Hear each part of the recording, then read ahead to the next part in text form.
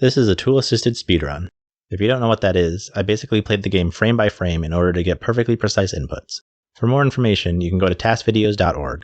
After I finished this TAS, I tried loading different color palettes, but only the dark blue one made it even close to the end before desyncing. I redid the last two bosses and found that that palette ended up being 2 frames faster than the default palette. If you want to watch this TAS with the default color scheme, and/or without commentary, there will be links in the description below. There's a lot to explain, and not a lot of time to explain it, so let's get started. The name of the game here is going to be Reducing Lag. Kirby's Dream Land is a very laggy game, so I'm going to be trying to minimize the amount of sprites on screen by inhaling and swallowing enemies whenever possible. Spitting out enemies increases lag, so it will be done sparingly. This game also runs on a frame rule system, which means that it will only check if it should load the next area every 5 frames, not including lag frames. The general strategy is to hit the best frame rule possible while minimizing lag, but sometimes it can be better to sacrifice a frame rule if it saves more than 5 lag frames.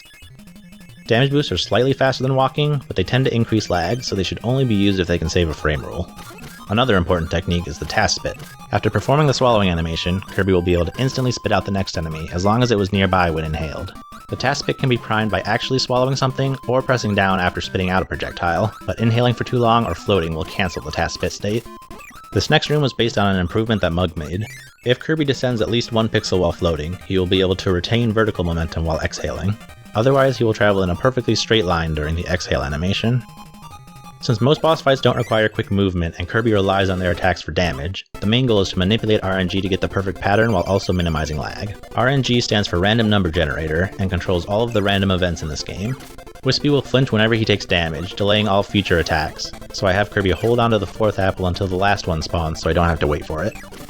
Starting a float just as a boss is defeated cancels the explosion sound effect and helps reduce lag. I also made sure to get Kirby up to max floating speed before grabbing the sparkling star, since X speed is maintained between levels. This TAS allows for left and right to be held simultaneously, which causes Kirby to accelerate quickly in place. Holding left and right for 2 frames allows Kirby to reach maximum speed faster, which more than makes up for the inability to move forward during those frames. This fast acceleration technique can be used at the start of most rooms, after taking a damage boost, or when changing directions. Doing a quick inhale before grabbing the warp star saves 9 frames of lag on the cutscene, but gives me a different RNG value than the previous TAS, causing me to get a different Lololo pattern. Luckily, all of Lololo's attacks are the same speed, so I didn't lose any time on the fight. It's possible to go into a side room and grab the super spicy curry, which would allow Kirby to one-cycle the boss, but it's slower overall. This room was difficult to optimize since there was only a 2 subpixel window where the X subpixel would be low enough to not hit the first step, but high enough to barely make it to the door in time to save 1 frame rule. I attempted to make both Lololo and Lalala appear on the top 2 levels for the last cycle, but was unable to efficiently do so. This didn't affect the speed of the strategy I was using, but could potentially save extra lag frames for a reason I wasn't aware of at the time and will explain later. For now, just know that Kirby landed the final hit on the top level so that part of the explosion would go off screen, reducing lag. Before grabbing the sparkling star, I held left plus right to accelerate Kirby to maximum speed. Starting with full speed is absolutely crucial for saving an extra frame rule here. This room was a massive headache since I always came up a few subpixels short of the next frame rule. Eventually I figured out that it could take either 2 or 3 frames to jump out of the water, depending on Kirby's Y subpixel, and it was just barely possible to get 3 quick jumps in a row before the Y subpixel became too offset. After messing around with it for a while, I was able to get Kirby to the perfect Y position and make it to the door with a fraction of a pixel to spare. I want to give a quick shout out to March 9th for helping me figure out how wall hitboxes work in this game, as well as helping me learn how to TAS in general. If Kirby's moving towards a wall, the game will place him against it and set his speed to 0 as soon as he comes within 1 pixel of it. In order to get through this wall of star blocks, Kirby must go from being more than 1 pixel away to being past the wall in a single frame. Luckily, Kirby's maximum speed is 1.2 pixels per frame, and even after starting to inhale, he has just enough speed to make it past the wall without hitting it. I intentionally slow down here so that Kirby can go underneath this bullet instead of being hurt by it, saving the health needed to damage boost directly into the door instead. I manipulate RNG to get the perfect Kabula pattern, which consists of all single shots, since those cause the least amount of lag. Kabula doesn't spawn until the camera reaches a certain point, but the screen scrolls faster while walking than with the mint leaf, so Kirby jumps to grab it as late as possible. During the boss refights, I actually found a more optimal starting position that let Kirby start shooting sooner, so I had to go back and redo this fight in order to save a frame rule. Due to the way this game works, that meant I had to redo the entire second half of the game for about the 4th time, but at least I was able to save all 5 frames without losing any to lag. One interesting piece of tech is that if Kirby is near full speed and he turns around, his speed will instantly be cut to less than half of what it was. However, if you let Kirby slow down to less than 1 pixel per frame before turning around, there will be no additional speed drop at all. I intended to use this technique to optimize inhaling the parasols at the end of this room, but I ended up actually eliminating almost all of the turnbacks instead. It turns out that with very precise movement, you can manipulate the parasols to swoop underneath Kirby, allowing him to inhale them while still facing forward. I then had Kirby do one optimized turnback at the end to avoid taking damage while still saving a frame rule.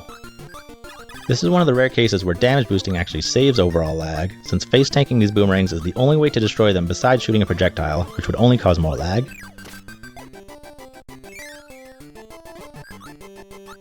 For this next float, I have Kirby perform a neat trick by jumping into the hitbox of the wall and then pressing left plus right to trigger the hitbox, causing Kirby's speed to drop to 0 and placing him a few subpixels away from the wall.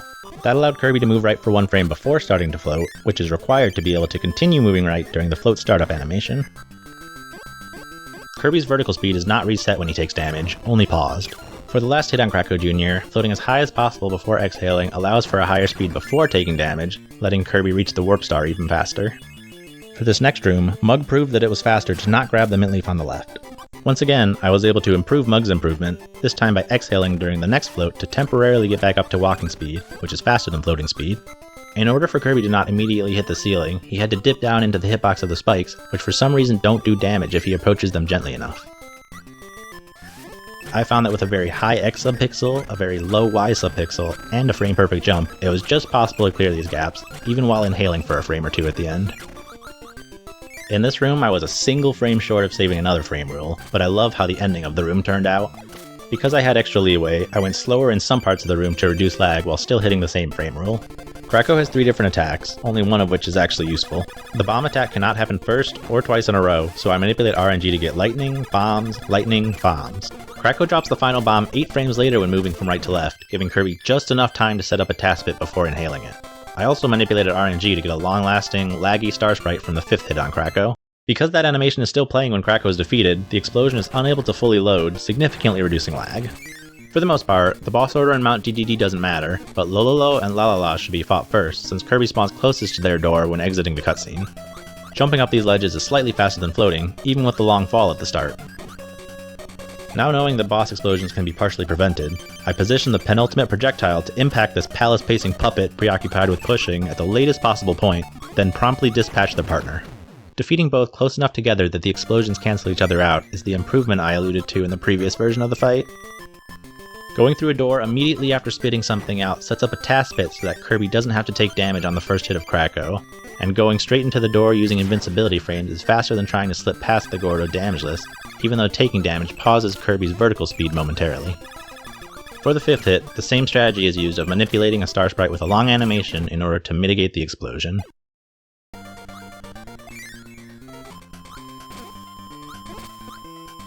In Kabula 2's stage, Kirby damage boosts on the Grumples to avoid doing so on the spikes, which would take half of his current HP. Another damage boost saves another frame rule, and I was able to manipulate for perfect Kabula RNG once again.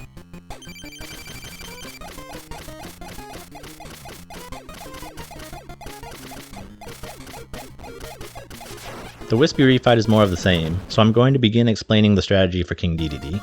At first I thought a 5-jump DDD would be most optimal, but then I realized that he doesn't flinch when swinging his hammer. This is significant since the flinching animation takes about 30 frames, during which King DDD does not move at all. After doing some testing, I determined that alternating between a hammer and a jump every attack was the fastest strategy. I managed to save 90 frames over my 5-jump DDD attempt, which was already faster than the previous TAS.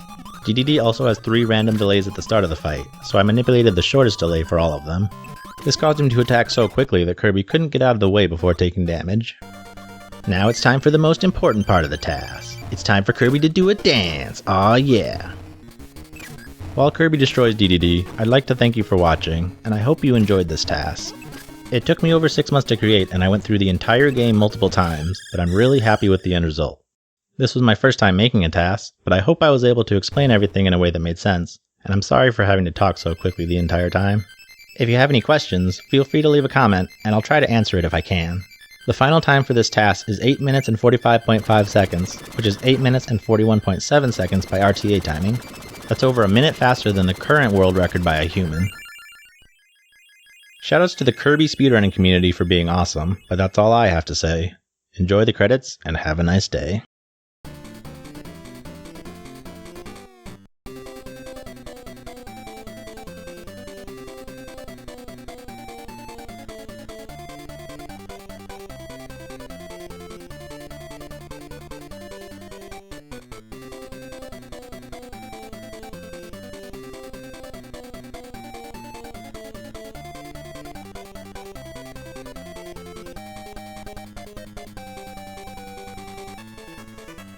Also shoutouts to Bubby for having a fun name.